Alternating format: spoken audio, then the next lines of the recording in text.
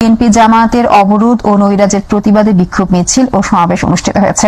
মিছিলটি শুরু হয়ে উপজেলা সদরের প্রধান প্রধান সড়ক প্রদক্ষিণ করে দলীয় কার্যালয়ে গিয়ে শেষ হয়।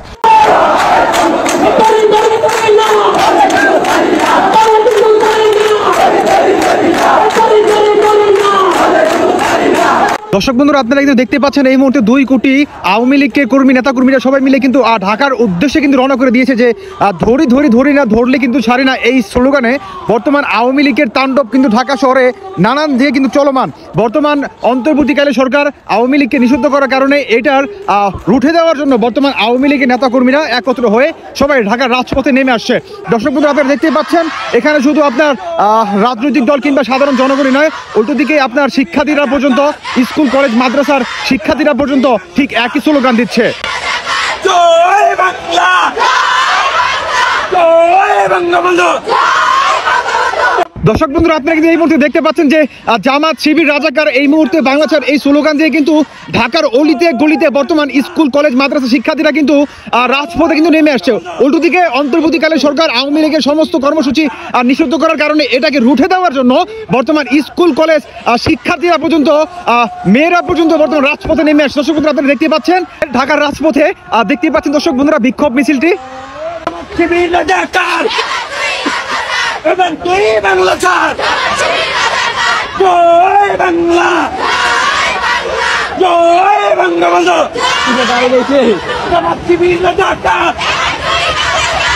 তুই বাংলা ছাড়,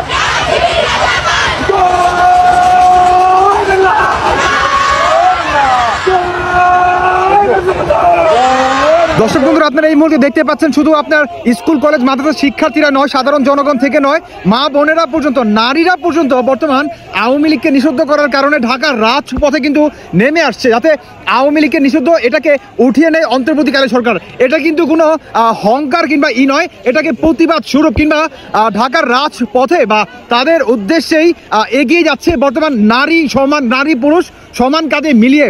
উল্টো দিকে আপনার ডক্টর ইউনূসকে বা অন্তর্বর্তীকালে সরকারকে তারা একটাই বার্তা দিতে চায়, সেটি হচ্ছে আওয়ামী লীগকে নিষিদ্ধ উঠিয়ে নিতে হবে। কারণ আওয়ামী লীগ হচ্ছে স্বাধীনতার দল, আওয়ামী লীগ হচ্ছে বাংলাদেশের ঐতিহাসিক একটা দল। এই ঐতিহাসিক দলকে কখনোই নিষিদ্ধ করার পক্ষে কিংবা নয়, এটাকে প্রতিবাদ স্বরূপ করার জন্যই ঢাকার রাজপথে দেখতে পাচ্ছেন দর্শক বন্ধুরা মেয়ে ছেলে বা নারীরা পর্যন্ত বর্তমান ঢাকার রাজপথে কিন্তু নেমে আসছে শুধুমাত্র আওয়ামী লীগকে যে নিষিদ্ধ করছে এটার প্রতিবাদ স্বরূপ জানার জন্য। ভিডিও করো।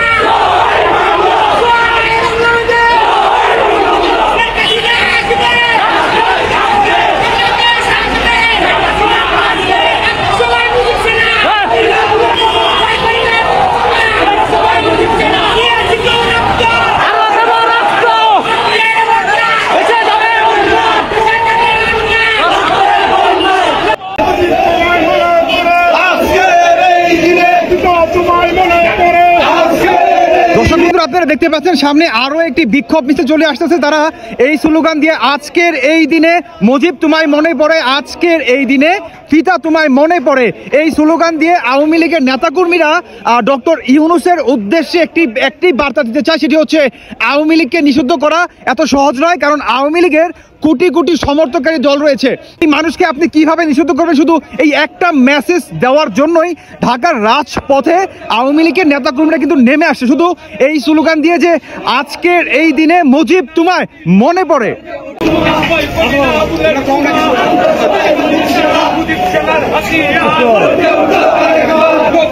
দর্শক বন্ধুরা, আপনারা দেখতে পাচ্ছেন এই মুহূর্তে তারা আরো একটি স্লোগান দিয়ে কিন্তু আগাচ্ছে, সেটি হচ্ছে মুজিব সেনার হাতিয়ার গর্জে উঠুক আরেকবার, শেখ হাসিনার হাতিয়ার গর্জে উঠুক আরেকবার। দর্শক বন্ধুরা, আপনারা দেখতে পাচ্ছেন এই স্লোগান দিয়ে কিন্তু কাঁধে কাঁধ মিলিয়ে শত শত কর্মী কিন্তু ঢাকার উদ্দেশ্যে রওনা করে দিলেন শুধুমাত্র ডক্টর ইউনূসকে একটি মেসেজ দেওয়ার জন্য যে আওয়ামী লীগকে নিষিদ্ধ করা কারো ক্ষমতা নেই বা আওয়ামী লীগকে নিষিদ্ধ করলে ভয়ঙ্কর একটি পরিস্থিতি হতে পারে। দর্শক বন্ধুরা, আপনারা দেখতেই পাচ্ছেন।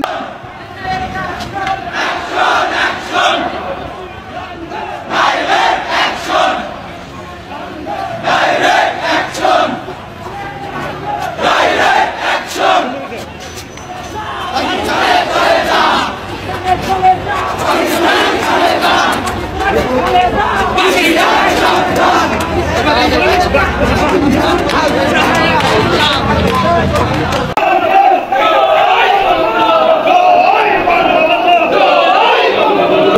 দেখতে পাচ্ছেন জয় বাংলা স্লোগান দিয়ে কিন্তু আরো শত শত কর্মী কিন্তু আপনি গণে শেষ করতে পারবেন না।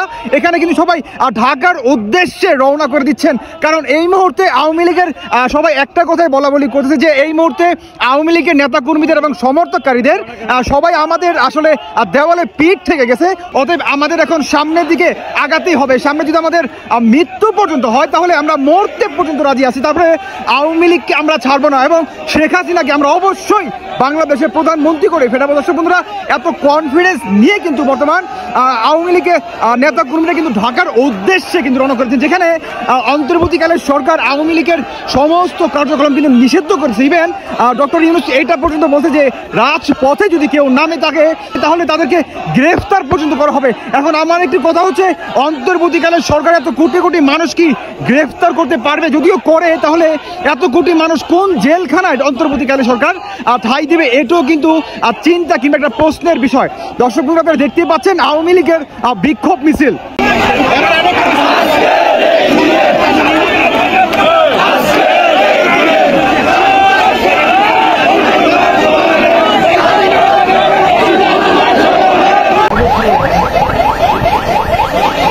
দর্শক বন্ধুরা, একটু আগেই আমি যে বিষয়টা নিয়ে আপনাদেরকে আমি বলতেছিলাম যে অন্তর্বর্তীকালের সরকার যেখানে বলছে আওয়ামী লীগের কোনো কর্মসূচি যদি ঢাকার শহরে কিংবা রাজপথে তারা যদি নামে তাহলে তাদেরকে গ্রেফতার করার জন্য, উল্টো দিকে এখানে কিন্তু টোটালি ভিন্ন চিত্র। কারণ এখানে পুলিশ আওয়ামী লীগের নেতাকর্মীদের নিজে কিন্তু থেকে কিন্তু বা গাড়ির টহল দিয়ে কিন্তু তাদেরকে সুরক্ষা করার জন্য কিন্তু ঢাকার রাজপথে আওয়ামী লীগের সাথে কিন্তু নেমে আসছে। এটা কিন্তু টোটালি ভিন্ন চিত্র। তবে অন্তর্বর্তীকালের সরকার কি তাহলে হার মানবে? আওয়ামী লীগের এত কোটি কোটি জনগণের কাছে আপনি দেখতেই পাচ্ছেন আওয়ামী লীগের কোটি কোটি জনগণ, আসলে এত মানুষ আপনি গণে শেষ করতে পারবেন না। প্রায় 2 কোটি মানুষ হবে আওয়ামী লীগের, সবাই কিন্তু ঢাকার রাজপথে নেমে আসছে। দর্শক আপনারা দেখতেই পাচ্ছেন। শুধু এটাই না, তারা একটা স্লোগান দিচ্ছে যে আওয়ামী লীগ এই বাংলার মাটিতে থাকবে, ছিল এবং আছে। আওয়ামী লীগকে কেউ নিষিদ্ধ করতে পারবে না।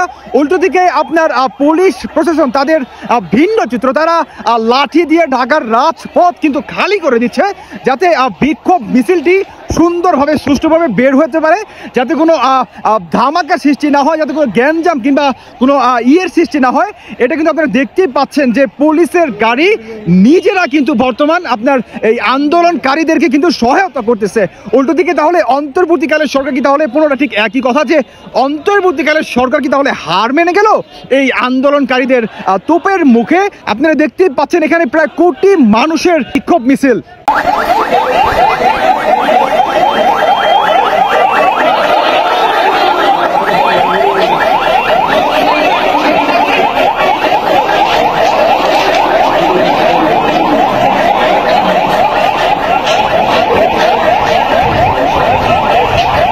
দর্শক বন্ধুরা, আপনারা এতক্ষণ ধরে যে আন্দোলনকারীদের আপনারা যে দেখলেন এক পা দুপা করে সবাই কিন্তু ঠিক এই সমাবেশে কিন্তু আসার কিন্তু চেষ্টা চালাচ্ছিলেন। অতএব তারা কিন্তু সাকসেস পর্যন্ত হয়।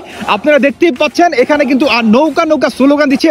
উল্টো দিকে জয় বাংলা জয় বঙ্গবন্ধু কিন্তু স্লোগান কিন্তু তারা কিন্তু দিয়ে যাচ্ছে। উল্টো দিকে আপনার এই সমাবেশকে ঘিরে বর্তমান অন্তর্বর্তীকালের সরকারকে একটাই মেসেজ আমি বারবার বলতেছি, সেটি হচ্ছে শেখ হাসিনা কিংবা আওয়ামী লীগকে পারলে নিষিদ্ধ করে দেখান।